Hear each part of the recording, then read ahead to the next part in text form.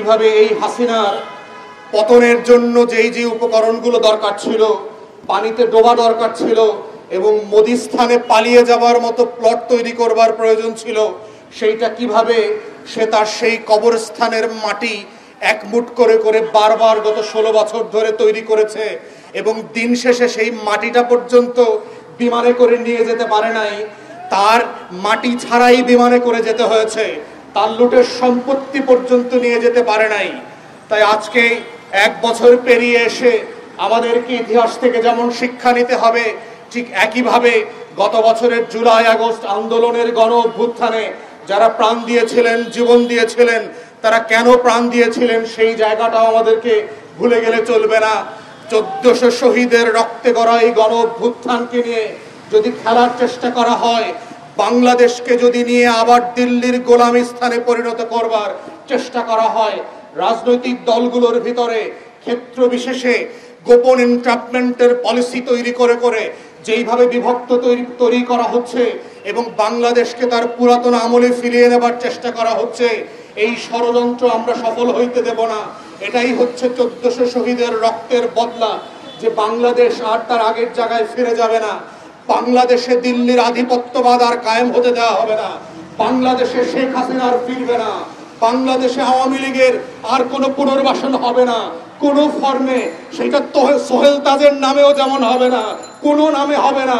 আওয়ামী লীগের লেসপেন্সার দিয়ে কোনো পরিচ্ছন্ন আওয়ামী লীগের নামে বাংলাদেশে নৌকা আর শেখ হাসিনাকে পুনর্বাসন করবার রাজনীতি সামরিক এবং বেসামরিক আমলারা যদি কেউ করবার চেষ্টা করে, 24-এ ফিরে যান, আবু সাইদ মুগ্ধরা আবার ফিরে আসবে, আবার বুক চেতিয়ে দেবে, আপনাদের হাজার হাজার স্নাইপারের বুলেট খালি হয়ে যাবে, কিন্তু বাংলাদেশের লাল সবুজের পতাকায় আওয়ামী লীগের দালালিপনা, দিল্লির আধিপত্যবাদ আর ফিরে আসতে দেওয়া হবে না।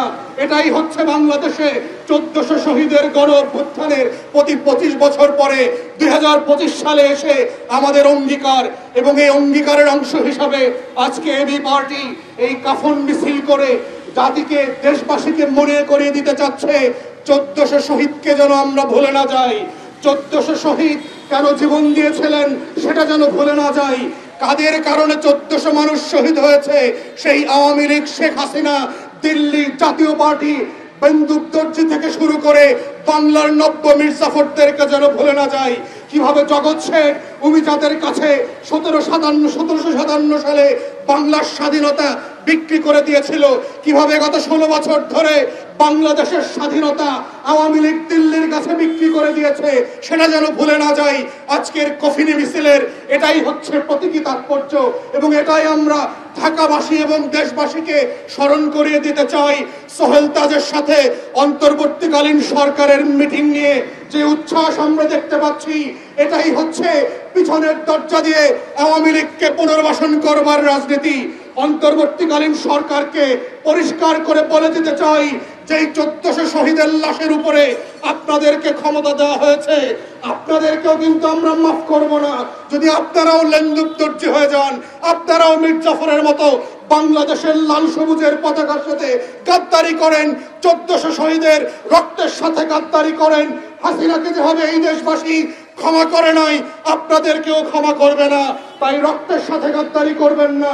1400 শহীদের জীবনের উপরে যেই বাংলাদেশ তৈরি করবার লড়াই সংগ্রাম আমরা করেছি, এইটা অব্যাহত থাকবে।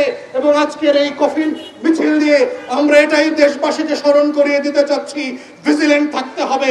দেশবাসীকে মনে রাখতে হবে, বাংলাদেশ কাউকে লিখে দেওয়া হয় নাই, আওয়ামী লীগকে যেভাবে লিখে দেওয়া হয় নাই, অন্তর্বর্তীকালীন সরকারকেও লিখে দেওয়া হয় নাই।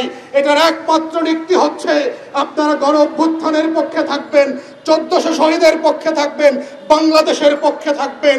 দিল্লির আধিপত্যবাদ সামনের দরজা হোক, পিছনের দরজা হোক, সদর দরজা হোক, কোনো দরজা দিয়ে আমরা ঢুকতে দেব না। এটাই হচ্ছে আজকের এই প্রতীকী কফিন মিছিলের তাৎপর্য এবং বক্তব্য। এবি পার্টি এই লড়াই সংগ্রামে গত বছর যেমন ছিল, আজকেও আছে, সামনের বছরগুলোতেও থাকবে ইনশাআল্লাহ। সেই লড়াই সংগ্রামে দেশবাসীকে অংশগ্রহণের আহ্বান জানিয়ে আমার বক্তব্য এখানেই শেষ করছি।